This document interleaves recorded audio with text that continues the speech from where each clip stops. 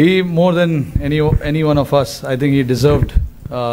আমাদের যে কারো চেয়ে এই ট্রফি সবচেয়ে বেশি প্রাপ্য রাহুল দ্রাবিড়ের। গত ২০-২৫ বছরে ভারতের ক্রিকেটের জন্য তিনি যা করেছেন তার ক্যাবিনেটে এই একটা জিনিসই বাকি ছিল। দলের সবার পক্ষ থেকে আমি খুশি এবং আমরা এটা করতে পেরেছি তার কারণেই। আপনারা দেখেছেন তিনি কতটা গর্বিত এবং রোমাঞ্চিত ছিলেন। রাহুল ভাই নিজেকেও ছাড়িয়ে গেছে। ছেলেরা কি চায় সেটা তিনি বুঝতেন, সেদিকেই প্রাধান্য দিতেন। এটা সহজ কোনো কাজ নয়, কিন্তু রাহুল ভাই দলের কথা ভেবে এটা করতেন।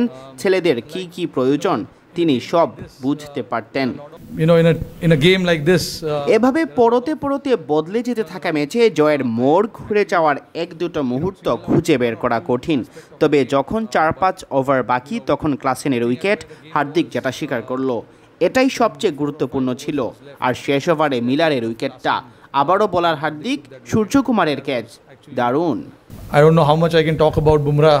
বুমরাকে নিয়ে কতটা বলা উচিত আমি জানি না। সে দীর্ঘদিন ধরেই এমন পারফর্ম করে আসছে। বল হাতে নিলেই আমাদের জাদু দেখায়। এমন খেলোয়াড় দলে পেয়ে আমি ভাগ্যবান, তাদের প্রতি আমি কৃতজ্ঞ। Lucky to have players like this in my squad, players who are playing for me and Team India. Really grateful and thankful as well. Yeah, this has to be the greatest time. আমার কাছে এই মুহূর্তটাই বোধহয় সেরা। কারণ হলো আমি অনেক মরিয়া হয়েছিলাম এই বিশ্বকাপ জয়ের জন্য। আমি পরিসংখ্যান পছন্দ করি না, তারপরও বলবো এতদিন এত যে রান করেছি তা অবশ্যই গুরুত্বপূর্ণ। তবে ভারতের হয়ে ম্যাচ জেতা, ট্রফি জেতা, এটাই সবসময় আমার মূল লক্ষ্য ছিল। এটাই আমার সবচেয়ে সেরা মুহূর্ত কিনা জানি না, তবে সেরা মুহূর্তগুলোর একটি।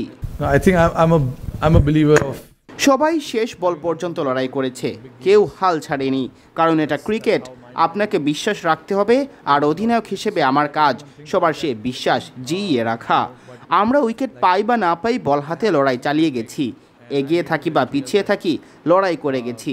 কারণ এই মুহূর্ত তো আর কখনো আসবে না, এটা ফাইনাল। আপনাকে শরীর মন সব উজাড় করে দিতে হবে, এই বার্তাই সবাইকে দিয়েছিলাম। সবাই নিজেকে উজাড় করে দাও, পরেরটা দেখা যাবে। ১৫ ওভার পর্যন্তও আমরা ব্যাকফুটে ছিলাম, তখনও আমরা লড়াই করে গেছি এবং ফলাফল নিজেদের পক্ষে এনেছি। That's exactly. আমি সবসময় বিশ্বাস করি এমন বড় ম্যাচে আগে বোর্ডে ভালো একটা রান তুললে ভালো। এমন নয় যে দলের অন্যরাও এটা ভাবে, তবে সিদ্ধান্তটা তো আমি নিই। তাই পিচ যেমনই হোক আমি আগে সবসময় ব্যাট করতে চাই।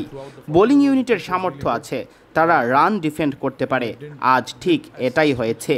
ফলাফল যদি পক্ষে নাও আসতো আমি আগে ব্যাট করার সিদ্ধান্তের পক্ষেই থাকতাম। পিচ অবশ্য ভালো ছিল, ৪০ ওভারেই ব্যাটিংয়ের জন্য ভালো ছিল। তবে দ্বিতীয় ইনিংসে যতটা গ্রিপ করবে ভেবেছিলাম ততটা করেনি। Look, he's been a champion player without a doubt, and কোনো সন্দেহ ছাড়াই কোহলি চ্যাম্পিয়ন ক্রিকেটার। আমরা সবাই জানি সে আমাদের জন্য কি কি করেছে। সবাইকেই কখনো না কখনো বিদায় বলতে হয়। কোহলি বিশ্বকাপ শুরুর আগে থেকেই এ ব্যাপারে নিশ্চিত ছিল। আমি তাকে নিয়ে খুব খুশি, যেভাবে সে ব্যাট করলো। সবাই তার কোয়ালিটি সম্পর্কে জানি। তাকে যখন সবচেয়ে বেশি প্রয়োজন তখনই জ্বলে ওঠে। সে একজন চ্যাম্পিয়ন ক্রিকেটার। দারুণ সময় অবসর। And I'm very happy for him, that he batted like he did in the finals. I know, the quality that he has, the big games and all of that. He's going to come good. And when we wanted him the most, he came out and performed the way he did.